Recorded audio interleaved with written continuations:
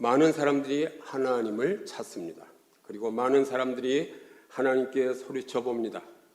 그러나 하나님은 대답하지 않으십니다. 하나님은 침묵하십니다. 하나님은 침묵하시기 때문에 많은 사람들이 그만 하나님께로부터 돌아섭니다. 왜 하나님은 침묵하시는가? 하나님은 주무시는가? 아니면 하나님은 죽으셨는가? 그렇지 않습니다. 하나님은 살아계십니다. 그러나 하나님은 침묵하시는 하나님이십니다. 우리는 침묵하시면서 말씀하시는 하나님의 음성을 들을 줄 알아야 합니다. 하나님은 말씀하십니다. 하나님은 계속해서 내게 뭔가를 말씀하십니다. 그분은 말씀 자체이기 때문에 말씀을 하십니다. 그래서 오늘도 우리에게 말씀하십니다. 성도 여러분, 하나님의 음성이 들리지 아니하십니까? 그분의 말씀은 멈추지 않고 우리에게 계속 말씀하십니다. 그렇습니다. 멈추지 않고 하나님께서는 존재하는 모든 자연을 통해서도 우리에게 말씀하십니다. 하나님은 성도 여러분에게 너는 아름답다 이렇게 말씀하십니다. 그러나 당신의 입으로 우리의 이 귀로 알아듣게 말씀하시는 것이 아니라 아름다운 산이나 바다를 통해서 너는 아름답다고 말씀하시는 그 주님의 음성을 우리가 들을 줄 알아야 합니다. 하나님은 성도 여러분에게 부활할 것이라고 말씀하십니다. 그러나 하나님의 입으로 직접 우리가 들을 수 있도록 부활하리라고 말씀하시는 것이 아니라 여러분들에게 부활하신 그리스도를 보여주시면서 너희도 이와 같이 부활할 것이라고 이렇게 말씀하십니다. 하나님은 나에게 올바로 살아야 한다고 말씀하십니다. 그러나 입으로 말씀하시지 않고 나에게 양심을 심어 놓으시고 그 양심을 통해서 올바로 살도록 말씀하십니다. 시편 19편 1절에 보면 하늘이 하나님의 영광을 선포하고 궁창이 그의 손으로 하신 일을 나타내는도다. 하나님은 하늘과 궁창으로 말씀하신다고 이렇게 시편은 말씀합니다. 시편 19편 2절에 날은 날에게 말하고 밤은 밤에게 지식을 전하나니 하나님 밤과 낮을 통해서 쉬지 않고 말씀하신다고 시편은 말씀하십니다. 시편 19편 3절에 언어가 없고 말씀도 없으며 들리는 소리도 없으나 소리가 없어도 그러나 하나님은 말씀하십니다. 4절입니다. 그의 소리가 온 땅에 통하고 그의 말씀이 세상 끝까지 이르도다. 하나님이 해를 위하여 하늘에 장막을 베푸셨다. 하나님의 말씀은 들리는 소리가 없어도 온 땅으로 땅 끝까지 하나님의 말씀은 번져간다고 말씀하십니다. 그러나 들리는 소리가 없다에 하나님은 죽었다고 하는 사람들이 있습니다. 그럼에도 하나님은 말씀하시지 않고 침묵하십니다. 하나님은 그 침묵 속에서 또 말씀하십니다. 바로 이 성경을 통해서 말씀하십니다. 이 성경 말씀은 하나님의 실체이기 때문에 말씀이 육신이 되어 우리 가운데 계신 그 말씀이 바로 이 성경입니다. 우리 요한복음 17장 21절 같이 한번 봉독하시겠습니다. 시작. 아버지여 아버지께서 내 안에 내가 아버지 안에 있는 것 같이 그들도 다 하나가 되어 우리 안에 있게 하사 세상으로 아버지께서 나를 보내신 것을 믿게 하옵소서. 우리가 하나님 안에 있고 하나님께서 내 안에 계십니다. 이것을 믿으십니까? 나와 하나가 되셨어요. 내 안에 계신 거예요. 그러나 이것을 믿기 어려운 것은 하나님께서 침묵하시기 때문에 그래서 우리는 내 안에 계시면서도 말씀을 안 하시는 그분 때문에 두려워하는지도 모릅니다. 하나님께서 나에게 내가 여기 있노라 이렇게 말씀하시면 얼마나 좋겠습니까? 또 그런 말씀을 들었다고 하는 사이비들도 많습니다. 하나님께서 출애굽기에 나오는 그런 이야기처럼 천둥 번개를 보이시면서 말씀하시면 얼마나 알아듣기가 편합니까? 그러나 하나님은 침묵하십니다. 그렇지만 침묵 가운데 우리 안에서 말씀하시는 그 하나님의 음성을 우리는 들을 줄 알아야 합니다. 우리는 우리 안에서 말씀하시는 하나님의 음성을 분명히 들어야만 믿음이 커지는 것입니다. 이사야 선지자는 하나님을 숨어 계신 하나님이라고 부르기를 좋아합니다. 이사야 45장 15절 우리 한번 같이 보시겠습니다. 시작. 구원자 이스라엘의 하나님이여 진실로 주는 숨어 계시는 하나님이시니이다.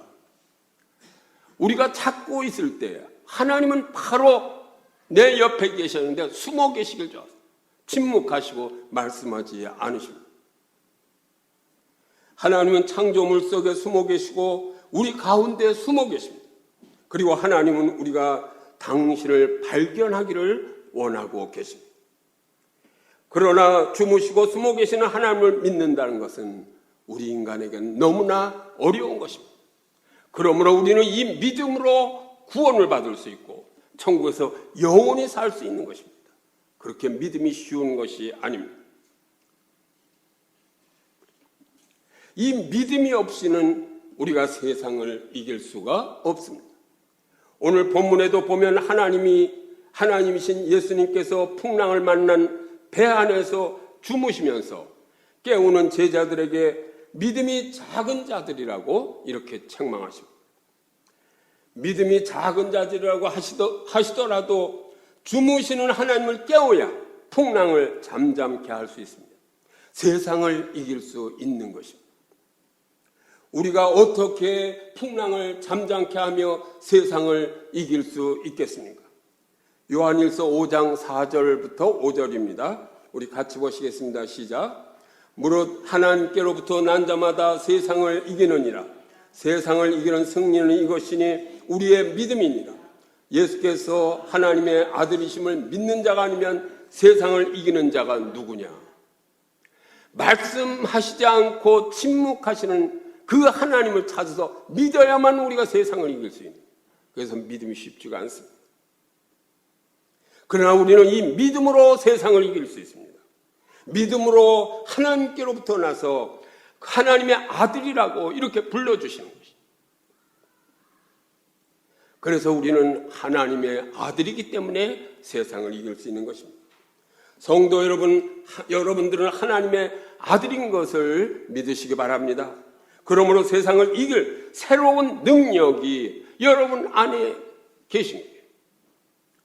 예수 그리스도께서 성령께서 여러분 안에 임재해 계시기다. 하나님께서 여러분 안에 임재해 계시고 또 여러분이 하나님 안에 계시기 때문에, 그렇기 때문에 그 하나님의 능력, 풍랑을 잠잠케 하시는 그 하나님의 능력이 내 안에 있고 나도 그렇게 할 수 있다는 그런 확실한 믿음을 가지시기 바랍니다. 예수님께서 배 안에서 주무실 때 제자들도 예수님과 같은 능력을 주셨습니다. 그러므로 믿음으로 풍랑을 잠잠케 할 수 있었습니다. 제자들이. 그러나 제자는 풍랑을 잠잠케 하지 못하고 당황하면서 예수님을 깨우려고만 합니다. 물론 예수님을 믿고 의지하는 것이죠. 깨우려고만 하지만 그 주신 능력을 발휘해서 제자들이 잠잠케 하지 못하니까 믿음이 작은 자들이라고 이렇게 말씀하십니다. 예수님은 이런 제자들에게 믿음이 작은 자들이라고 책망하시지 않습니까? 성도 여러분, 이 아침에 주님께로부터 믿음이 작은 자들이 아니라 큰 믿음을 가진 자들아 내가 너를 자랑하노라, 이런 음성을 들으시는 여러분 되시기를 간절히 축원합니다. 우리에게 신앙, 믿음이 없이는 세상을 이기며 승리하는 삶을 살 수 없습니다. 로마서 1장 17절 우리 같이 보시겠습니다. 시작. 복음에는 하나님의 의가 나타나서 믿음으로 믿음에 이르게 하나니 기록된 바 오직 의인은 믿음으로 말미암아 살리라 함과 같으니라. 우리 믿는 자들은 오직 믿음으로 말미암아 살 수밖에 없어요. 그런데 믿음이 없으면 어떻게 산다는 거예요? 믿음으로 말미암아 살 수밖에 없어요. 사도행전 16장 31절입니다. 같이 보시겠습니다. 시작. 이르되 주 예수를 믿으라 그리하면 너와 내 집이 구원을 받으리라 하고 이렇게 말씀하시잖아요. 오직 믿음으로만 우리가 구원을 받고 우리 온 가족이 구원을 받을 수 있는데, 그러니까 믿음이 없으면 어떻게 되겠어요? 아무리 침묵하시고 잠잠할지라도 우리에게 믿음이 있어야 돼요. 성경은 처음부터 끝까지 믿음 이렇게 믿음에다 큰 가치를 두고 있기 때문에 종교 개혁자들도 오직 믿음을 그렇게 부르짖지 않습니까? 히브리서 11장 6절에도 이렇게 말씀하십니다. 같이 보시겠습니다. 시작. 믿음이 없이는 하나님을 기쁘시게 하지 못하나니 하나님께 나아가는 자는 반드시 그가 계신 것과 또한 그가 자기를 찾는 자들에게 상 주시는 이심을 믿어야 할지니라. 믿음이 없이는 하나님을 기쁘시게 할 수 없는데 믿음 없이 어떻게 하겠어요? 믿음이 작은 믿음을 가지고는 책망밖에 받을 수가 없습니다. 반드시 믿음이 있어야 된다. 반드시 믿음이 있지 않으면은 우리가 하나님께로부터 책망받습니다. 믿음이 없이는 하나님을 기쁘시게 해드릴 수 없기 때문에 책망을 받는 것입니다. 요한계시록 21장 8절 같이 보시겠습니다. 시작.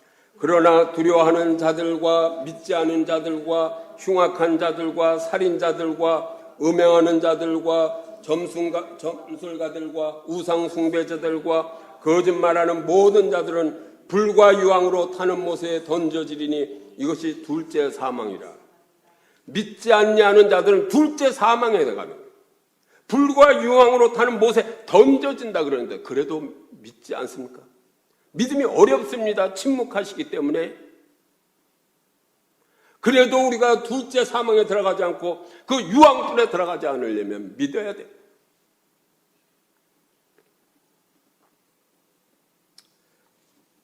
오늘 본문 말씀을 보면 예수님께서 제자들과 함께 배를 타고 가시다가 바다 위에서 큰 풍랑을 만나게 되었다는 그런 내용입니다. 제자들은 이 큰 물결을 보고 크게 두려워했습니다. 그래서 어쩔 수 없이 예수님을 깨우면서 살려달라고 이렇게 했을 때 예수님은 제자들을 책망하시면서 믿음이 작은 자들이라고 하셨어요. 이 성경을 보면요, 어떤 때 보면 모순이 굉장히 많아요. 이해가 안 되는 게 너무나 많아요. 앞뒤가 안 맞고. 구약에서는 이렇게 말씀하시는 하나님이 또 신약에서는 이렇게, 또 복음서에서는 이렇게 했는데 또 뒤에서는 어떻게, 이게 굉장히 헷갈릴 때가 많습니다. 그럼에도 그게 헷갈리는 게 아닌데 이 말씀도 헷갈리는 내용이 많은 거예요. 사실 이렇게 잘 보면 예수님은 파도를 잠잠케 하시고 제자들을 구해 주셨습니다. 믿음이 작은 자들이라고 책망하시면서 인간, 우리가 아무리 잘났다고 해도 성난 풍파를 잠잠케 할 수 있는 능력이 우리에게 없습니다. 그러므로 믿음이 있는 자는 이 성난 풍파를 잠잠케 할 수 있는 것을 우리가 알아야 됩니다. 그래서 우리가 믿음이 없는 한계를 깨달아야 돼요. 지금 이 제자들과 똑같아요. 풍랑의 한계 상황에서 제자들을 구해주신 주님을 우리는 본문에서 이렇게 뵐 수 있습니다. 인간의 이 무기력함과 한계는 2000년 전이나 지금이나 똑같습니다. 오늘날 아무리 과학이 발달하고 인간의 능력이 개발되었다고 해도 주무시는 메시아, 주무시는 예수님, 그 풍랑 속에서 주무시는 예수님, 우리 곁에서도 주무신다고요. 풍랑이 와도 우리를 도와주시지 않고 주무시는 예수님을 어떻게 이해하겠습니까, 이걸? 그렇지만 이 풍랑 속에서 제자들이 예수 그리스도를 깨우지 않고는 안 되는 그런 제자들과 똑같이 우리도 주무시는 예수님을 깨우려고 애쓰는 것 아닙니까? 이렇게 우리는 연약하고 그 한계 상황 속에 우리가 있다는 것을 분명 깨닫고 더욱더 큰 믿음을 향해서 나아가야 됩니다. 성도 여러분, 우리 주님께서 나와 항상 함께 하시는 것을 믿으시기 바랍니다. 주무시든지 우리가 아무리 기도해도 듣지 아니하시든지 그 하나님, 예수 그리스도는 살아계시고 주무시고 계신 걸 알아야 돼요. 여러분이 기도하는 거 다 들어주십니까? 안 들어주셔요. 그냥 모른 척하고 주무신다고. 그렇다고 예수님이 안 계시고 하나님이 안 계십니까? 살아계신 하나님이 내 곁에서 주무시고 계시는 거예요. 풍랑 속에서도 주무시고 계시는 거예요. 그 배에 같이 탔는데도. 내 안에 계신데도 내 안에서 주무시고 계시는 하나님. 이것을 이해하지 못하면 하나님을 원망하고 믿음이 그냥 나락으로 떨어진 거예요.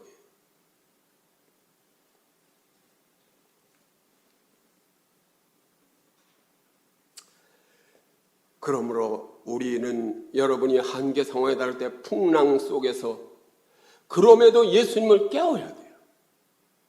근데 여기서 무슨 교훈이 있습니다. 나중에 말씀드리고 주무시는 예수 그리스도를 깨우고 도와달라고 외치는 거예요. 그 안에 무엇을 해야 되겠나 하는 것이 교훈이 오늘 이 말씀 중에 있는 것입니다. 그러면 아무리 귀찮으셔도 주무시다가 벌떡 일어나서 풍랑을 잠잠케 하실 줄 믿으시기 바랍니다. 비록 야 믿음이 적은 놈아 네가 좀 하지 그러고 야단치시지만 그러나 우리가 당한 풍랑을 잠잠케 하시는 그 예수 그리스도를 항상 찬양하는 여러분 되시기를 간절히 축원합니다.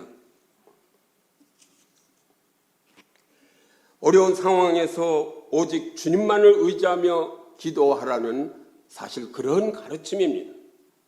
그런 가르침 가운데서도 이 말씀 중에서 몇 가지 우리가 교훈을 받아야 됩니다. 오늘 본문이 주는 특별한 교훈은 첫째, 열심히 주님을 따르는데도 풍랑이 괴롭힌다는 것을 우리가 분명히 알아야 돼요. 이상한 일 아닙니까? 제자들이 예수님을 버리고 탄 것도 아니고 예수님이 배에 함께 타셨는데 풍랑이 제자들을 괴롭힙니다. 여러분과 함께 예수님이 옆에 계신데도 풍랑이 여러분을 괴롭혀요. 이것을 깨닫지 않으면 하나님이 어디 계시냐고 그냥 울부짖는 것밖에 안 되고 전혀 믿음이 생기지 않습니다. 만약에 제자들이 예수님을 배반했다든지 주무시는 예수님을 못 살게 굴면서 뭐 이렇게 자꾸 주무시냐고 풍랑 오기 전에 막 애들같이 그렇게 때를 썼다든지 그러면 그 온 풍랑의 의미가 있어요. 좀 예수님 주무시는 걸 깨우고 귀찮게 했으니까 풍랑이 와서 이놈들 잘 됐다. 이게 좀 이해가 되는데 그런 게 없는데 왜 풍랑이 오느냐 말이에요. 이게 말이 돼요? 이 성경 말씀이? 말이 안 되는 거죠. 이게 앞뒤가 안 맞죠. 이게 오히려 제자들은 그 전에 예수님과 동행하면서 박해도 받고 그 아주 성실한 제자들 아니에요. 예수님이 가자 그러면 조그만 배를 타고 그 바다 갈릴리 바다를 지금 그 예수님과 함께 이렇게 건너가는데 근데 왜 풍랑을 주시냔 말이에요. 도무지 이해가 되지 않는다고. 이런 상황은 이제 제자들이 잘못한 게 있어야죠. 그리고 깨우니까 이 믿음이 적은 자들하고 책망하시는 예수님이 이게 이해가 됩니까? 이게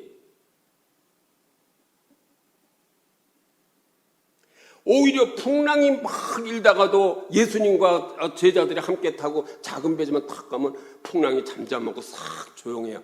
이게 영화 같고 멋있는 장면 아니에요? 그래야 이게 예수님의 제자들은 멋있는 그런 뭐가 좀 있지. 이게 뭐야? 잔잔한 바다를 예수님과 함께 싹 건너가는데 풍랑이 오고 이게 앞뒤가 안 맞는 거예요. 이게 우리가 상상하는 믿음의 생활은 뭐예요? 풍랑이 오더라도 내가 참 믿음의 배를 타고 예수님과 함께 가면 풍랑이 잠잠해지고 이래야 되는 거 아니에요? 이게 우리 믿는 자들의 상식 아니에요 지금. 근데 그게 아니라고요. 큰 믿음이 있고 그냥 고난을 예수님과 함께 당하고 예수님의 말씀에 순종하면서 배를 타고 가는데 조용한 바다 벼랑간에 풍랑이 온다고요. 이것이 우리 믿는 자들의 삶이라는 거예요. 이게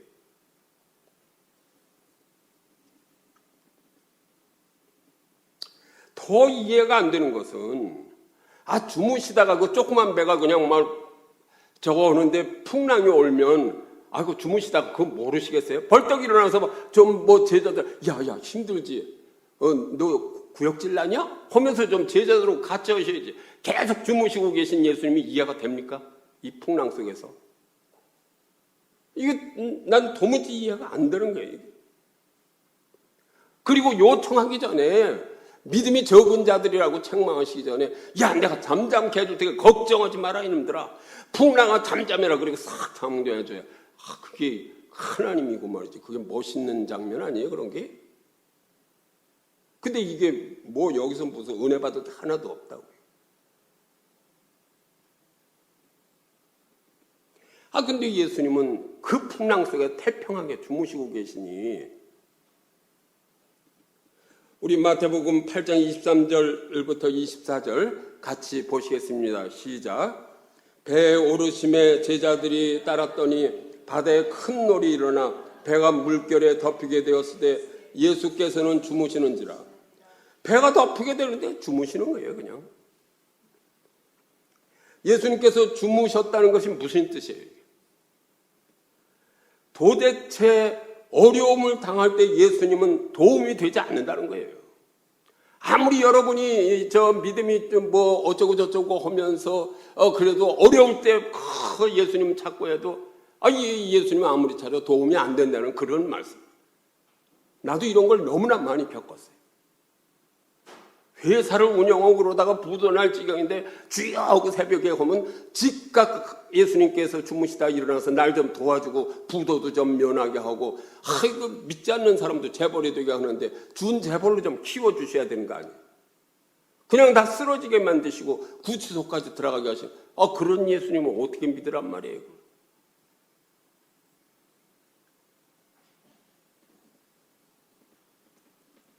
이럴 때 신자들이 하는 말이 뭐예요?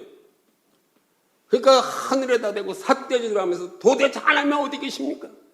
내가 이렇게 풍랑을 만나고 어려운데 날 도와주시지 않고 주무십니까? 죽으셨습니까? 하고 야단치는 거. 이게 그런 거 아니에요 이게. 이런 일들을 우리는 일상생활에서 경험하는 것 아닙니까? 아침마다 우리가 큐티하면서 말씀을 따라서 아멘 하고 믿고 의지하면서 오늘 모든 일을 하나님께 맡기고 제가 시작합니다. 맡기고 시작해도 교통사고가 나고 죽기도 하고 그러니 이걸 어떻게 하란 말입니까? 세월호 사건 때도 보세요. 그 학생 중에 교회 열심히 다니던 그런 학생이 없겠습니까? 이렇게 보면 세월호 침몰 중에서도 주여 나를 구해주셔서 하고 그 울부짖는 학생들이 왜 없었겠어요? 그렇지만 죽게 내버려 두시잖아요. 주무시고 계셨잖아요. 그때도.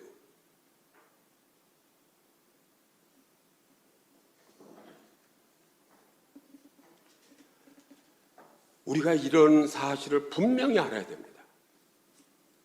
주무시고 계시고 우리의 생명을 빼앗아가도 그냥 모른 척 하실 때가 있는 걸 아셔야 돼요. 그래야 우리의 믿음이 강해집니다. 우리가 주님을 믿으면 만사형통하리라. 이게 넌센스예요. 만사형통합니까?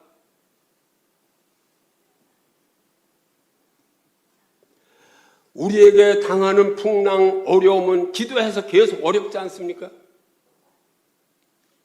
그렇게 주님만을 의지하고 믿었어도 암에 걸리고 50도 안 돼서 그냥 병으로 쓰러져 죽는 경우가 얼마나 많아요.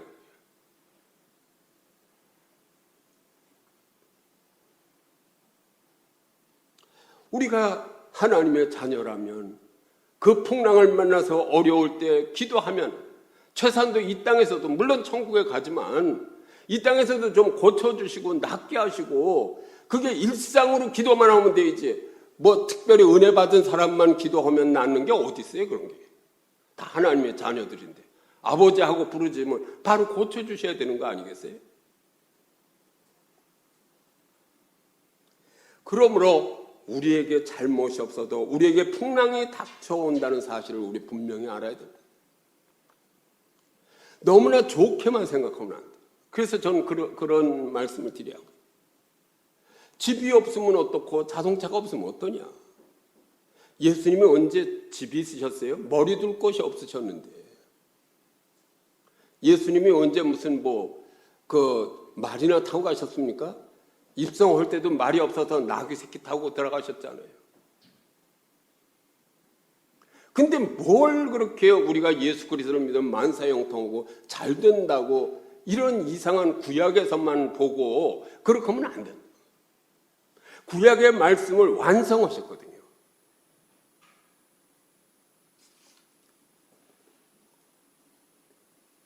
그래서 우리는 풍랑이 닥쳐오면 우리가 잘못이 없어 크게 잘못한 것이 없어도 풍랑이 닥쳐온다는 사실을 인정하고 그럼에도 감사할 줄 아는 그런 성도 여러분이 되셔야 그 믿음이 없어지지 않는 거예요. 그런데 우리가 풍랑을 만나면 대부분 어떻게 생각하냐면 내가 주일 성수를 못해서 그랬나? 내가 주일을 그냥 빠진 게 많은데 그래서 나에게 벌을 주시는 것인가? 내가 11조를 드리지 못해서 나에게 벌을 주시는 것인가? 모든 것을 이 죄의 문제에서부터 찾아내려고 하는 경우가 너무나 많습니다. 그러나 오늘 본문 말씀에 보면 예수님과 함께 있어도 충실하게 예수님 말씀에 순종하고 따르는 그런 상황에서도 풍랑이 온다는 사실을 우리가 분명히 알 필요가 있습니다.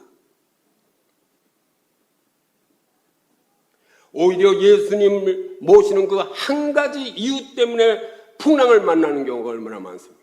그것이 순교자들의 삶 아닙니까? 그 예수님을 믿는다는 그 하나 때문에 사탄의 공격을 받고 어려움에 처하게 되어 있는 거예요. 우리는 신앙생활 철저히 해도 풍랑은 피해가지 못한다는 것을 우리 알아야 됩니다. 이것을 알고 우리는 이 세상에서 믿음에 믿음을 더하는 그런 어떤 풍랑 속에서도 천국에서 영원히 사는 믿음은 잃지 않는 그런 신앙을 가져야 하는 것을 분명히 아시기 바랍니다. 우리가 풍랑을 만날 때도 하나님이신 예수님은 내 곁에서 주무시고 계신다는 것을 우리가 분명히 인식해야 됩니다. 일어나 돕지 않으셔도 하나님은 살아계신 하나님이 내 곁에서 주무시고 계시고, 왜냐하면 그 모든 것이 협력해서 나한테 유익이 되기 때문에 그렇게 하십니다. 그러면서 믿음이 자랄 때마다 믿음이 작은 자라고 책망하시는 게 믿음이 점점 자라는구나 하면서 기뻐하시는 거예요. 그리고 나중에는 이 큰 믿음을 가진 놈아 잘했다 이놈아 그러면서 천국으로 인도하시지 않으시겠어요? 둘째로 또 이상한 일은요, 이 말씀에 보면 이 파도가 치는 상황에서도 주님은 제자들을 걱정도 아니하시고 주무셨다는 거예요. 아까 말씀하신 거 걱정도 아니에요. 자그만 나룻배 정도이기 때문에 파도가 치는데 주님은 주무시는 거예요, 계속. 배의 그 전문가인 베드로 같은 그 어부 출신인데 어부가 손 놓을 정도로 풍랑이 심하면 굉장히 파도가 센 건데, 센 파도 풍랑이 일어나는 건데 그래도 주무시는 게 이게 말이 안 되는 거죠. 이 상황은 주무시다가도 벌떡 일어나서 도와주셔야 되는 그런 상황. 그래서 제자들이 볼 때 예수님이 좀 미웠을 것 같아요. 스승이. 이렇게 지금 죽을 지경인데 예수님은 아주 평안하게 주무시기만 하니까 얼마나 미웠겠어요. 내가 보면 미웠을 것 같아요. 예수님이 이 당시.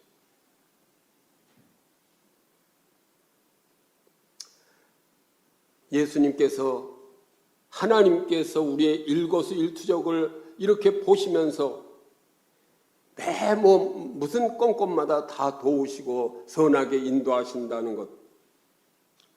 그렇게 믿는다면 이 상황은 예수님의 직무유기 아니에요. 하나님께서 직무유기 하시는 거예요. 이 풍랑을 만나는 어려움에서 이게 간섭하시고 일거수일투족이 이렇게 힘들어하는데 사랑하는 제자가 벌떡 일어나서 도와주시지 않고 직무유기 하시는 예수 그리스도. 이게 내가 제대로 설교를 하는 건지 모르겠어요. 내가 느끼는 대로 나는 설교하는. 그렇지만 여기서 우리가 받을 교훈이 있습니다. 이렇게 직무유기니 그 제자들의 그 눈총을 받으면서도 주무시는 이유가 무엇인가? 저는 여기서 주님의 기대가 크시기 때문이다. 제자들을 향한 주님의 기대가 크시기 때문이다. 이렇게 생각했습니다.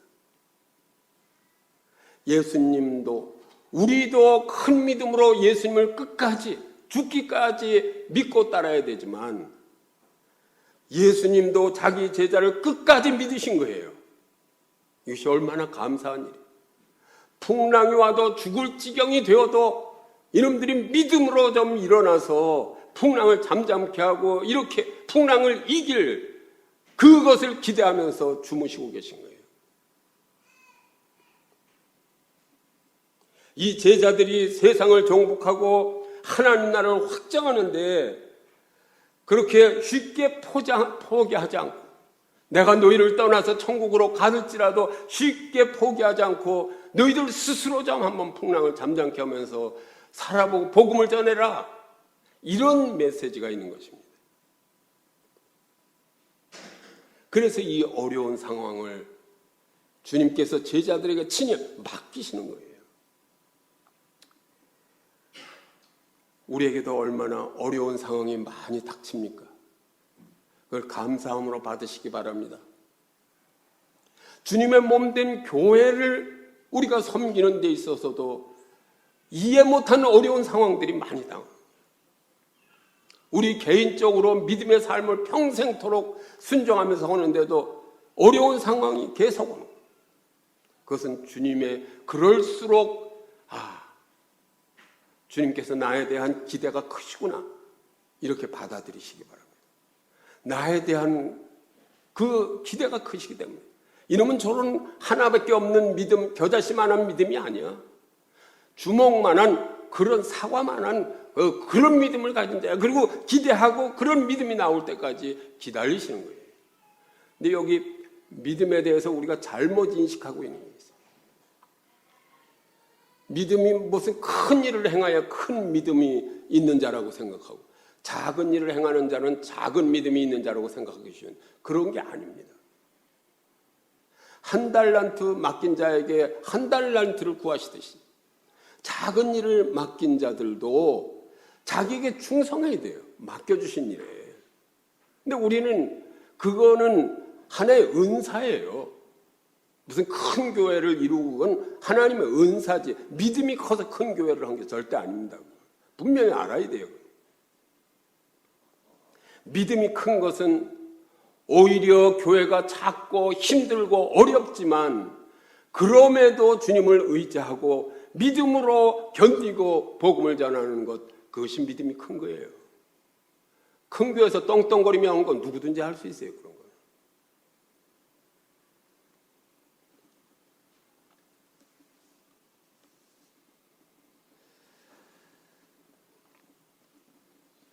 그래서 우리는 주무시는 것 같은 그 예수 그리스도를 확실하게 믿으시기 바랍니다. 우리 신앙생활의 양면성을 위해서 양면성.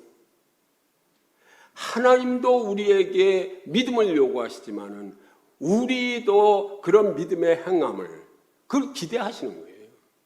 우리도 믿어주시는 거예요. 그만큼. 믿음의 양면성이다 이렇게 내가 말할 수 있어요. 얼마나 우리를 대단하게 보시면 그냥 조금만 어려우면 이렇게 그러니까 초신자들 보세요. 처음에 믿는 사람 조금만 어려워도 도와주십니다. 하나님이. 아주 기적을 베푸시고 도와주시지만 좀 오래 믿는 사람일수록 하나님께서 뭐 기적을 일으키고 이렇게 크게 하시잖아요. 오래 믿는 사람일수록 오히려 더 풍랑이 센 풍랑이 올 경우가 많아요. 살아보시면 그럴 거예요. 왜냐하면 그만큼 소망을 두시는 거예요. 오래 믿는 자가 큰 믿음을 갖기를 소망하시는 거예요.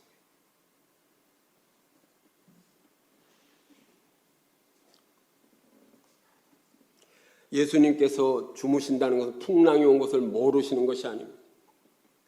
스스로 제자들이 그만큼 가르쳤으면 이제 믿음으로 스스로 좀 그렇게 믿음으로 살아가기를 그렇게 원하시는 거예요. 세 번째 또 이 이 말씀에서 우리가 볼 수 있는 것은 한계점을 극복하고 이제 목적지에 가까웠는데 풍랑이 잠잠하고 뭐라고 말씀하시는 거예요? 그럼에도 좀 잘했다고 칭찬하셔야 되는 거 아니에요? 근데 믿음이 저하건 자들이라고 책망하시는 거예요. 우리 마태복음 8장 25절부터 26절 같이 보시겠습니다. 시작. 그 제자들이 나와 깨우며 이르되 주여 구원하소서 우리가 죽겠나이다. 예수께서 이르시되 어찌하여 무서워하느냐 믿음이 작은 자들아 하시고 곧 일어나서 바람과 바다를 꾸짖으시니 아주 잔잔하게 되거늘. 이렇게 보면 믿음이 작은 자들하고 책망하시지만은 믿음이 적다고 나가는 게 곧 일어나서 바다와 바다를 꾸짖으시는 그런 예수 그리스도를 우리가 볼 수 있어야 됩니다. 이런 어려운 한계 상황에서 주님을 이제 깨웠는데 제자들이 뭐가 그렇게 잘못한 게 있다고 믿음이 작은 자들이라고 책망부터 하시고 좀 그래도 요즘 뭐 심리학이나 이런 것보다 칭찬을 하고 뭐 이러셔야 되는 거 아니에요?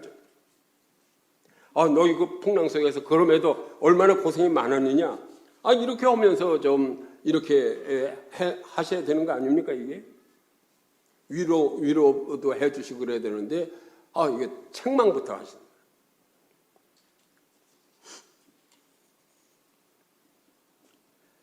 이렇게 책망하시면 누가 풍랑 속에서 호소하겠습니까? 고난당하면 부르짖으라고 말씀하셨는데 고난당하면서 부르짖을 사람이 어디 있겠어요? 고난당해서 부르짖으면 풍랑이 와서 부르짖으면 믿음이 적은 자들아 하고 야단부터 치시면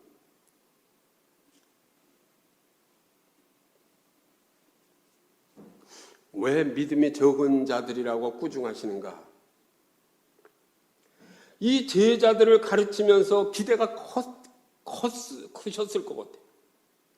왜냐하면 그 12 제자를 키우시면서 그 제자를 통해서 이제 땅끝까지 복음이 증거되기를 원하는데 그 제자들에게 큰 믿음이 필요했는데 근데 이게 부응하지 못하는 것이죠. 제자들이. 풍랑이 왔어도 거기서 좀 지금까지 가르쳐주고 그 기적으로 보여주시고 그랬는데 근데 그 부응하지 못한 것이 안타까워서 믿음이 작은 자들이라고 책망하시는 거예요. 예수님께서 제자들과 같은 배에 올라타시면서 제자들을 믿고 타신 거예요. 제자들을 그만큼 가르치셨으니까. 풍랑이 오든 배가 뒤집히든 내가 너희들을 믿고 이 배에 함께 타노라 하고 기분 좋게 타신 거예요. 믿고 타신 거예요, 제자들. 참 좋은 교회, 성도 몇 안 되지만 내가 신촌 쪽의 젊은이를 왜 내가 믿고 이 참 좋은 교회 함께하고 여기서 주무시겠다고 말씀하시는 거예요. 그러나 이 어렵고 험한 풍랑 속에서도 네가 한번 해봐라 말이야. 여태 내가 너를 그렇게 키우지 않았느냐? 어려울 때마다.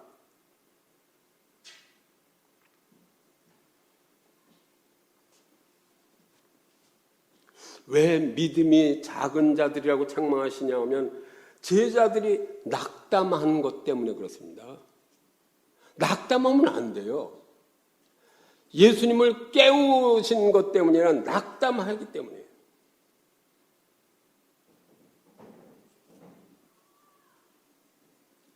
그러니까 제자들이 두려워했기 때문에 그것에 대해서 책망하십니다.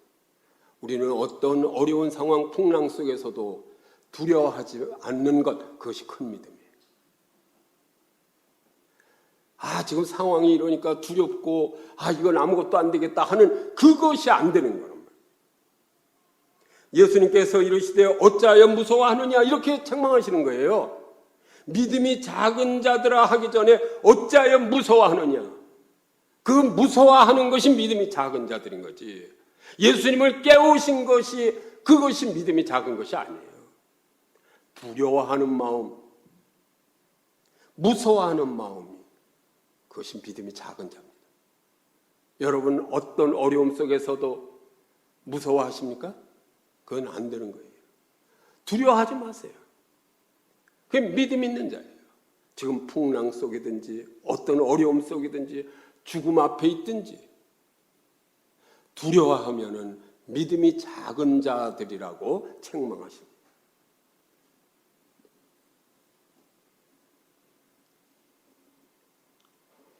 그래서 제자들이 잘못하고 믿음이 작은 건 풍랑을 바라보며 그토록 예수님께서 가르치셨는데, 그 믿음에 믿음을 더하시려고 가르치셨는데 그 믿음이 사라진 거예요.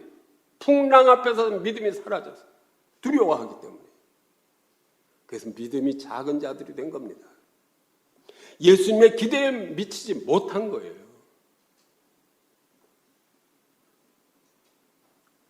이 풍랑을 만나서 말하자면 그동안 교육하신 예수님의 믿음에 대한 교육은 송두리째 날아간 거예요. 그럼에도 믿음이 없는 놈아 하고 야단치지 않고 믿음이 작은 자들이라고 그래도 그렇게 야단치신 거예요. 믿음이 조금은 있는 거죠.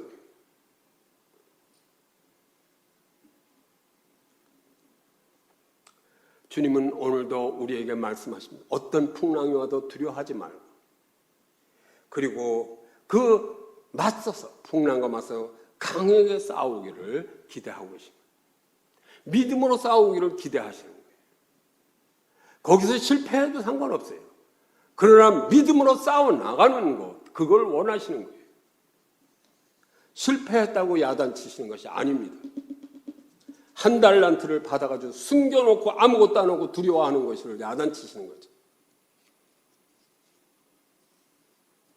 그래서 오늘 본문 말씀은 주무시면서 도와주시지 않으려고 하는 것이 아니라 믿음이 작은 이 제자들에게 믿음을 키워줘, 두려워하지 않는 큰 믿음을 키워주시기 위해서 오늘 믿음이 작은 자들이라고 책망하시는 것입니다. 오늘 우리 참정교회 성도님들을 보시면서 교회의 이 어려움 속에서도 오늘도 주님께서는 우리 곁에 주무시는 것을 믿으시기 바랍니다. 하나님이 안 계신 것이 아니라 내 곁에서 주무신, 우리의 믿음이 성장하기를 바라면서, 절대로 우리가 두려워하면 믿음이 작은 자들이라는 책망을 받습니다.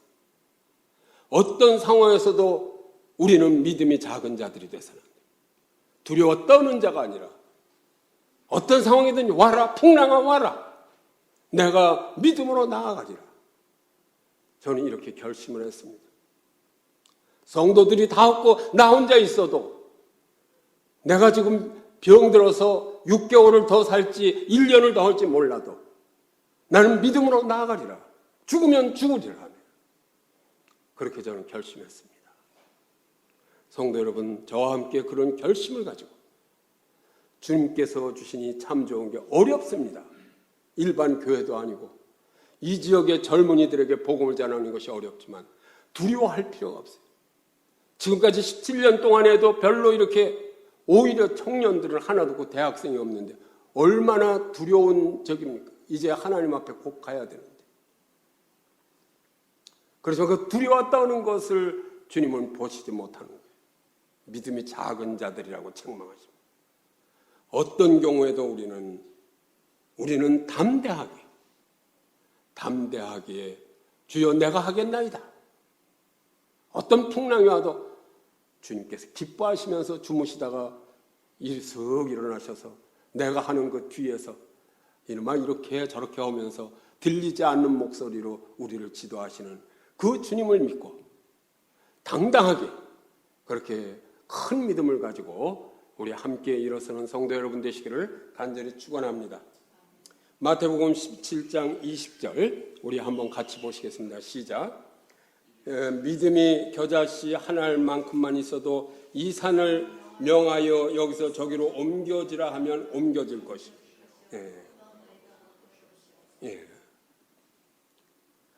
믿음이 작은 자들이라고 해서 겨자씨만한 믿음으로 이렇게 얘기하시는 것이 아니에요.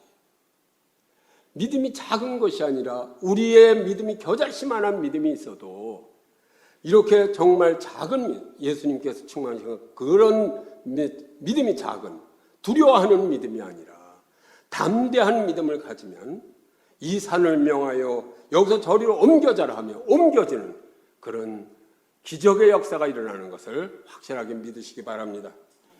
한번 우리 같이 기도하시겠습니다.